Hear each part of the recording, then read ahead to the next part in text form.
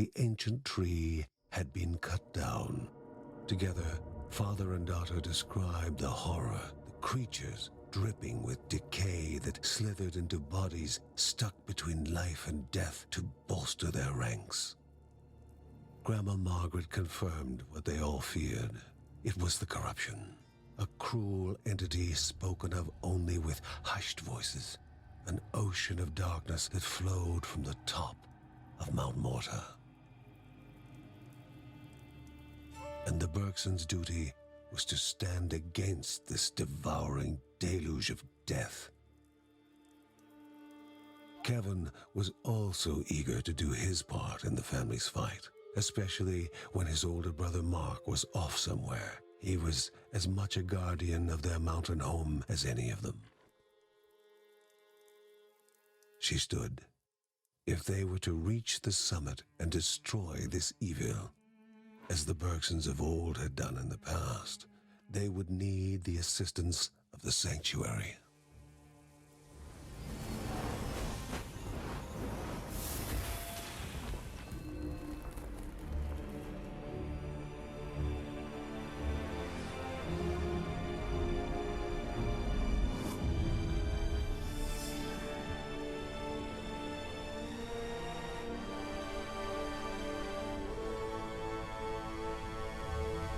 Given to the Bergsons by Rhea herself, the sanctuary was a gateway to the mysterious lands around the mountain.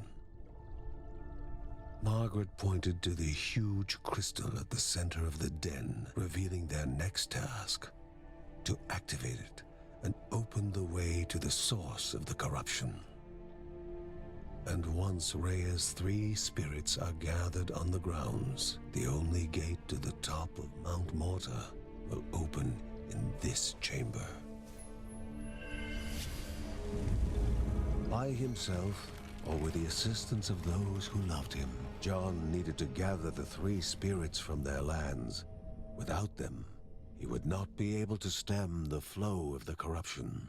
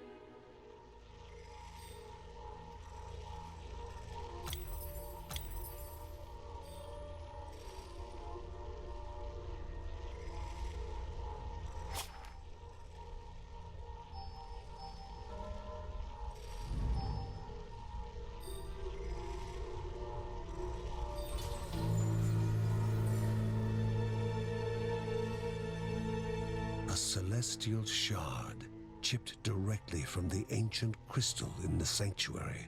It would be the Bergsons' lifeline, a tether to pull them back home before death's fateful whisper.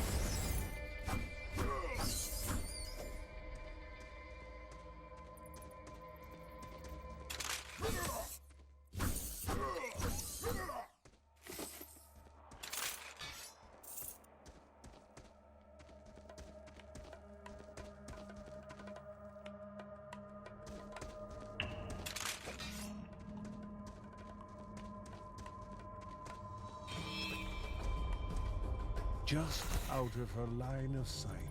Too many for her alone, threatening the lives of innocents.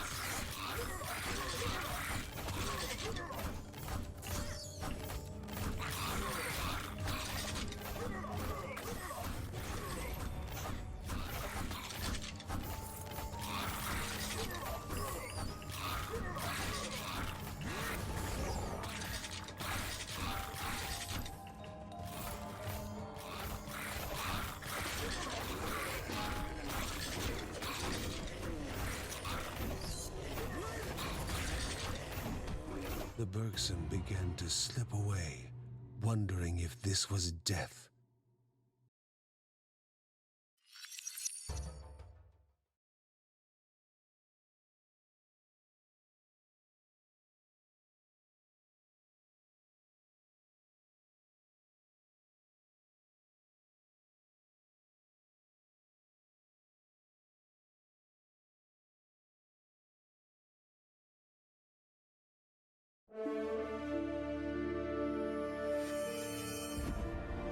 They gasped for air as the celestial shard brought them back, a sensation no hero could become accustomed to.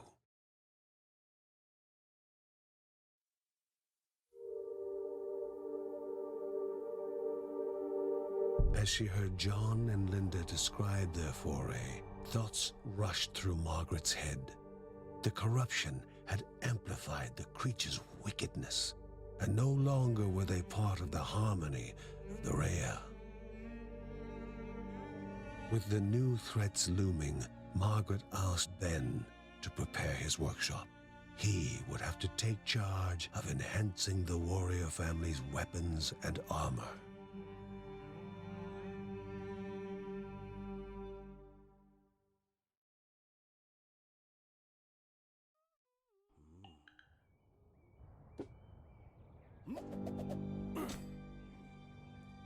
Uncle Ben reached out to the familiar warmth of the forge. If they were to reach the top of Mount Morta, their equipment would need to be of the highest quality.